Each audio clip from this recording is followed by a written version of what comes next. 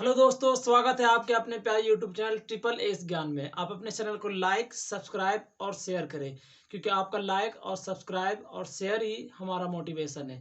जैसा कि हम बताए थे कि हमारे पास जो एलिमेंट्री कैनाल कहीं ना कहीं डाइजेस्टिव सिस्टम के बारे में जब पढ़ रहे थे, तो उसमें हम एक चीज़ बात किए थे, एलिमेंट्री कैनाल आहार नाल। आहार नाल के अंदर कई सारे भागों को हम लोग डिस्कस किए थे, है ना, जिसमें से आज हमारा जो पहला है, एक भाग क्या है, स्टोमिक है। तो स्टोमिक के बारे में सवाल आता है कि स्टोमिक काम कैसे करता है। स्टोमिक के अंदर जब भोजन जाता है, क्योंकि खाना के रूप में कहीं ना कहीं हम लोग खाते हैं क्या, कार्बोहाइड्रेट, प्रोटीन और फैट्स खाते हैं। तो इन सभी को पचाने के लिए आखिर कौन सा एंजाइम सहायक होता है, क्योंकि बिना एंजाइम के हमारे शरीर में कोई भी भोजन पचेगा नहीं। तो यहाँ पे आज डिस्कस करेंगे हम लोग कि हमारे पेट के अंदर जो खाना होता है वो जाता है किस तरीके से। इस माध्यम से जाते हुए पेट कहाँ जाता है, बाईं ओर चला जाता है, क्योंकि हमारे पेट का जो सिचुएशन है, लोकेशन है, वो बाईं ओर है ना। तो पेट के अंदर जब खाना की अगर हम लोग बात करेंगे कि पेट हमारा 3 हिस्सा में बटा हुआ होता है। एक कार्डियक होता है, फुंडिक होता है, पैलोरिक।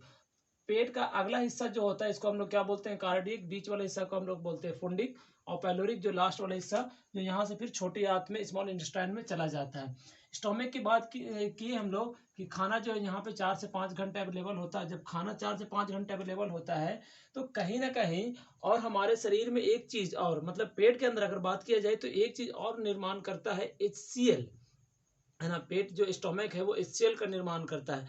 और HCl का आखिर काम क्या है ना। तो HCl का दो काम होता है। पहली चीज हमारे पास जो है वो बैक्टीरिया तथा इंजाइम को क्या करता है, प्रॉपर तरीके से काम करता है। कहने का मतलब क्या है कि बैक्टीरिया को मारता है और इंजाइम को यहाँ पे क्या करता है, एक्टिव करता है। अब हम लोग और बात करेंगे, क्योंकि जब हम लोग खाना के अभी जैसा कि अभी बताया कि खाना ग्रुप में हम लोग क्या क्या खाते हैं, है ना। तो इन खाना को पचाने के लिए अमाशय में हमारे पास 3 प्रकार का इंजाइम होता है। पहला की अगर बात करेंगे, पेप्सिन। पेप्सिन क्या करता है, ब्रेक डाउन करता है प्रोटीन को, और ब्रेक डाउन करने के बाद हमारे पास पेप्टोन लाता है। और दूसरा अगर हम लोग बात करेंगे कि दूसरा हमारे पास क्या होता है, रेनिन होता है। रेनिन की अगर हम बात करेंगे तो ये दूध के अंदर प्रोटीन का पाचन करता है, क्योंकि दूध हम लोग पीते हैं तो कहीं ना कहीं उसके अंदर जो प्रोटीन होता है उसका पाचन ये करता है। और दूध के अंदर जो प्रोटीन होता है उसको हम लोग क्या बोलते हैं, कैसीन या मिल्क प्रोटीन भी हम लोग बोलते हैं। तीसरा अगर हम लोग बात करेंगे लाइपेज के ऊपर, लाइपेज क्या करता है, क्योंकि हम जब खाना खाते हैं तो कहीं ना कहीं फैट्स भी जाता है।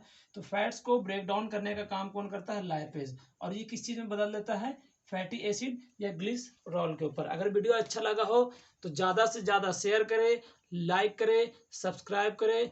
Thank you.